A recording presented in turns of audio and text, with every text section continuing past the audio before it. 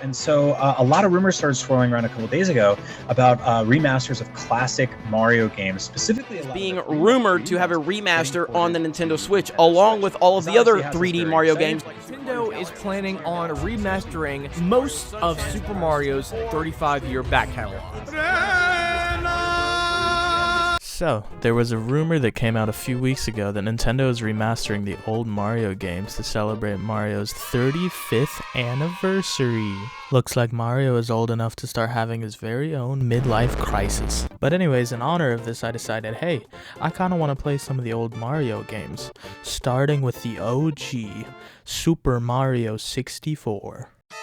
Hey! So for this one, we're gonna need a Nintendo 64 console. I've got an old one covered in dust from my basement. I'm pretty sure 90% of the people that played this as a kid are now paying off their mortgages.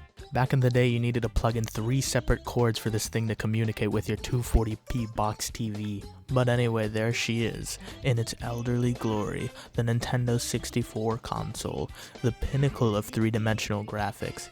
This thing brought a level of realism to games that was unheard of. And by today's standards, it's alright, it kinda hurts to look at. It's kinda like Lindsay Lohan. It was, now it's, I mean, it's not horrible, it's alright, it's just we gotta find something else. You can actually run Super Mario 64 on a PC, but then it'll just look the same as a Nintendo 64. So some guy actually went in and redrew all the textures in HD. This guy.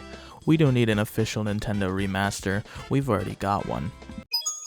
I mean, look at this. It's beautiful. So now that that's out of the way, we can actually start playing the game. Okay, so it starts off with you flying around the castle, basically showing off its 3D graphics.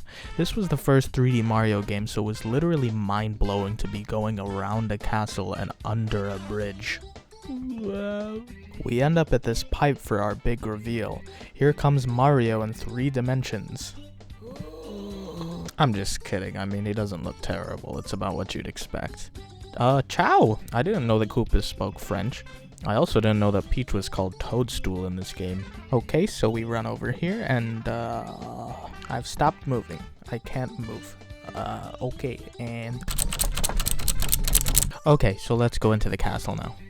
I gotta say, when you compare this to the castle in Odyssey, and even the new Paper Mario trailer, this just, I mean, maybe Nintendo knows what they're doing. Alright, let's go to our first level here. Bob-omb Battlefield, which uses the same music that I've been using for this whole video. And can I just say the music from this game has transcended.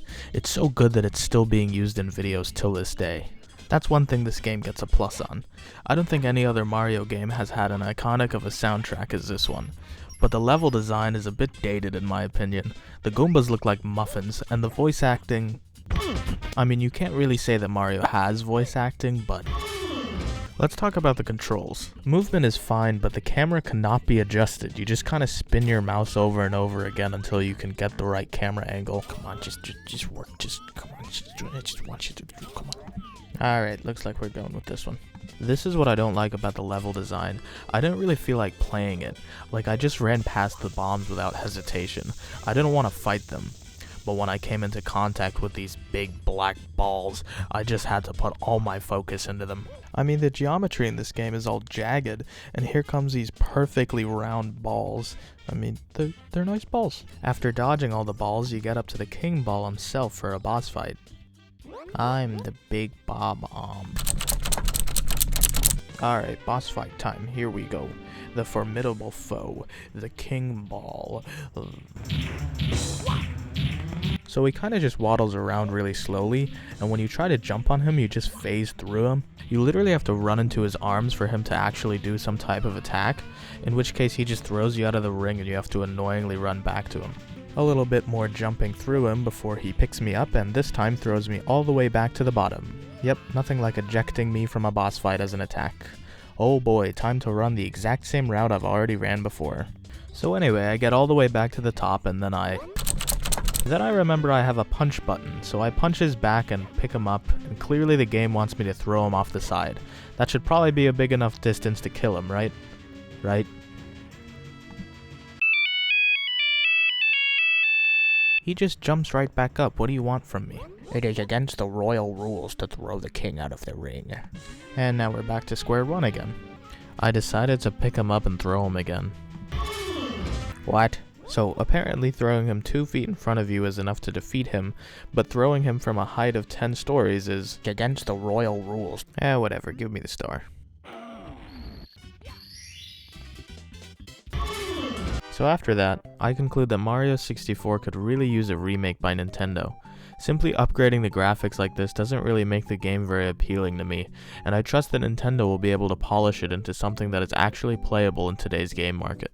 I definitely think this game is amazing. My opinions on Bob-omb Battlefield don't express how I feel about this iconic game as a whole, but I'm definitely going to wait for Nintendo to release their full remake before I play the whole game through. So yeah, that's one of the 3D Mario games done. In my next video, I'm going to take a look at Super Mario Sunshine and then hopefully Super Mario Galaxy before Nintendo actually releases their full remakes.